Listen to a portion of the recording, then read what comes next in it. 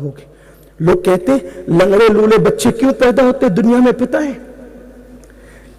3% لنگڑے لولے بچے اللہ کے امتحان کے طور پہ پیدا ہوتے ہیں. بس اللہ چاہتا ہے کہ پیدا ہو تو ہو جائے.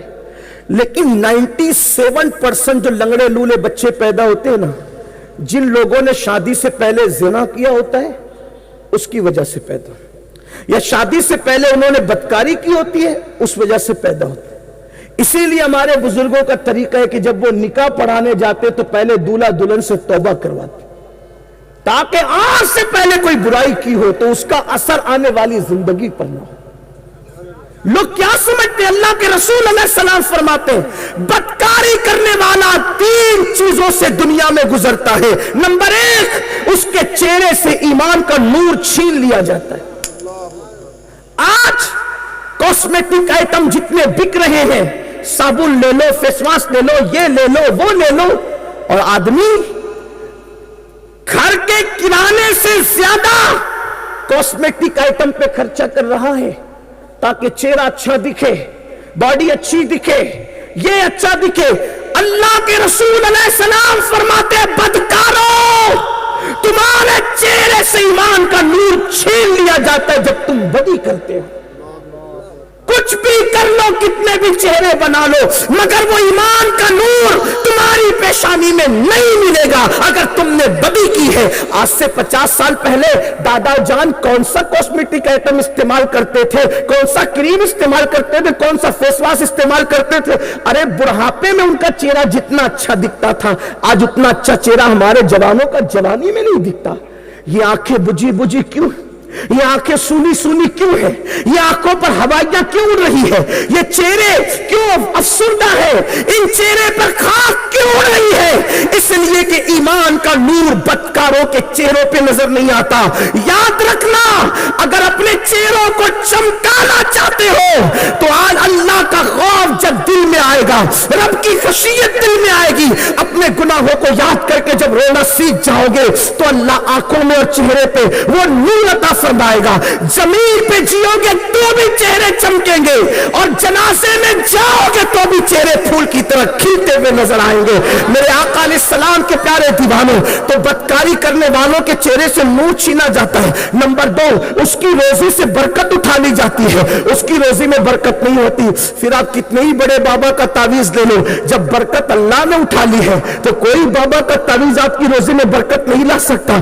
یاد رکھنا، کوئی چیز اللہ کا مقابلہ نہیں کر سکتی، اور جو اللہ کے مقابلے میں آئے گا وہ خود کافر ہو جائے گا. میں تعویذ کا مخالف نہیں، لیکن ہمارے بزرگوں نے، ہمارے دادا مرشد حضور مفتی اعظم جب کسی کو تعویذ دیتے تھے تو فرماتے تھے بابو اسی وقت یہ تعویذ اثر کرے گا جب تم نماز پڑھو. اگر کوئی یہ کہے کہ تو جو چاہے کر، میرا تعویذ اثر کرتا ہے، وہ فرعون ہے. فرعون وہ اللہ کے غضب کو چیلنج کر رہا ہے، وہ آپ کو گناہ پر دلیر کر رہا ہے. تو یاد رکھنا، تعویذ میں کوئی اثر نہیں مگر بے اذن اللہ، دوا میں کوئی اثر نہیں مگر بے اذن اللہ، کھانے میں کوئی نفع و ضرر نہیں مگر بے اذن اللہ. جس میں جو اثر ہے وہ اللہ کے نام کا اثر ہے. لگے آپ تو ایک بات ہے تو میں اس کروں. ایک مرتبہ حضرت موسیٰ علیہ السلام بیمار ہو گئے. اللہ سے اس کی مولا میں بیمار ہوا کیا کروں؟ کہا وہ فلاں جڑی لو اور اس کو پی لو. پی لیا، اچھے ہو گئے. دوبارہ وہی بیماری آئی تو میں سوچا اب اللہ سے کیوں پوچھوں، مجھے تو نسخہ تو مل گیا نا. پھر وہی جڑی لی اور پیا تو بیماری بڑھ گئی.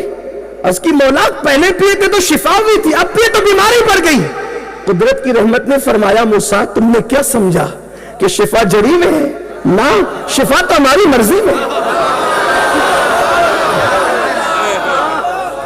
جب ہم چاہتے ہیں تو زہر بھی تریاق ہو جاتا ہے، اور جب ہم چاہتے ہیں تو پھر تریاق بھی زہر ہو جاتا ہے. لا يضر مع اسمه شيء في الارض ولا في السماء. کوئی چیز نفع نقصان نہیں پہنچا سکتی آسمان کے نیچے اور زمین کے اوپر مگر اللہ کی مرضی سے. کوئی نفع نقصان کا مالک نہیں. یہ اپنے اندر عقیدہ پیدا کرنا ہوگا. تو عرض عرض یہ کر رہا تھا بات دور نکلتی جا رہی ہے. میرے آقا صلی اللہ علیہ وآلہ وسلم کے پیارے دیوانوں, تو میرے آقا نے فرمایا جو بدی کرتا ہے ایمان کا نور چھینا جاتا ہے, جو بدی کرتا ہے روزی کم کر دی جاتی, روزی کاٹ لی جاتی, اور جو بدی کرتا ہے اس کی عمر بھی کم کر دی جاتی. اللہ کے بندو رحم کرو. تو عرض یہ کر رہا تھا کہ نبی کی کوئی بیوی بدکار نہیں ہوتی. لوط علیہ السلام کی قوم بدکار تھی, مرد مرد کے ساتھ بدکاری کرتے. اللہ کے رسول علیہ السلام نے فرمایا کہ ایک دن میں 36 بار لعنت برستی اس بستی پر, جب بستی کے لوگ روکتے نہیں. ہاں, اور ایسے لوگ کہیں بھی مرے, کتنا بڑا نقصان ہے دیکھو, ایسے لوگ کہیں بھی مرے, ایک رات ان کی قبر میں نہیں گزرنے پاتی. رات گزرنے سے پہلے فرشتے اس کو اٹھاتے ہیں, اٹھا کر کے اس کے لاشے کو وہاں لے جا کے پھینک دیتے ہیں جہاں قوم لوط پر عذاب آیا تھا, پتھر برسے تھے. یعنی اگر قوم لوط کا عمل کرنے والا مرے گا کلکتہ میں تو کلکتہ میں نہیں رہے گا, اس کو اٹھا کے وہاں لے جایا جائے. ہائے ہائے ہائے, ان بدکار لوگوں کے درمیان کتنا بڑا نقصان ہے, کتنا بڑا نقصان. ہائے میری قوم, اللہ کے بندو اللہ سے ڈرو, اللہ کی طرف. گناہ میں کوئی عزت نہیں, کوئی سکون نہیں, کوئی وقار نہیں, گناہ میں کوئی برکت نہیں ہے. تو پھر کیا ہوا؟ قوم لوط نے عمل کیا. ان کا ایک فعل اور بھی تھا, وہ تالی بجاتے تھے. ان کا ایک فعل اور بھی تھا, وہ سیٹی بجاتے تھے. ان کا ایک فعل اور بھی تھا, تفسیر میں آیا کہ وہ پیٹ کی گیس کو زور سے ہنسی مذاق میں خارج کرتے تھے. 4 گناہ تھے. لوط علیہ السلام نے ان کو سمجھایا تو انہوں نے کہا تو بڑا پاکباز بنتا ہے, با حیا بنتا ہے, ہم تجھے بستی سے نکال دیں گے. حضرت لوط کی توہین بھی کی. ٹھیک, اس کے بعد کیا ہوا؟ اللہ نے فرمایا لوط, توجہ کرنا, اللہ کس کس کو عذاب دیتا ہے. بے نیاز ہے وہ, جسے چاہے پکڑے. ہاں, اس سے کبھی آپ بے خوف مت ہونا. جب تک یہ دونوں پیر جنت میں نہیں پہنچ جاتے آپ بے خوف نہیں ہو سکتے. یہ بات یاد رکھنا. جب تک یہ دونوں پیر جنت, آپ کتنے ہی بڑے باپ کی اولاد ہو, ولی کی اولاد ہو, صحابی کی اولاد ہو, نبی کی اولاد ہو, آپ کس کی بھی اولاد ہو, وہ اگر خفیہ تدبیر کرنا چاہے تو وہ چھوڑے گا نہیں. یہ بات یاد رکھنا. یہ میں اہل سنت کے اسٹیج سے کہہ رہا ہوں. اگر آپ کو برا لگے آپ مجھ سے بات کرنا, میں قرآن کی روشنی میں بات کروں. یہ جو بنی اسرائیل کے چہرے بندر اور سور کی طرح کیے گئے, ان علماء سے پوچھو وہ کون تھے. آج نبی کی اولاد ہونے میں کسی کے نسب پر آپ مناظرے اور بحث کر سکتے ہیں, لیکن جن کے چہرے سور اور بندر کی طرح ہوئے تھے ان کے نبی کی اولاد ہونے میں کوئی شک ہے آپ کو؟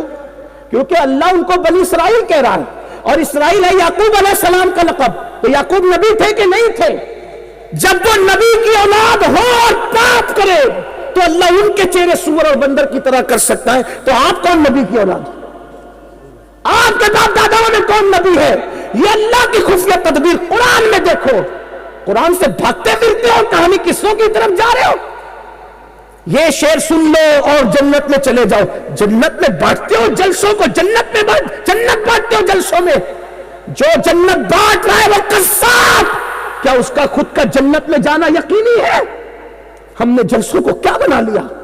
جو قوم گناہ پہ اتنی دلیر ہو کہ سود جس قوم میں عام ہو جائے, جس قوم میں زنا عام ہو جائے, جس قوم میں پاپ عام ہو جائے, اس قوم کو ہم جلسوں سے جنت بانٹیں گے؟ ہم کہاں ہیں, کتنی دور ہیں.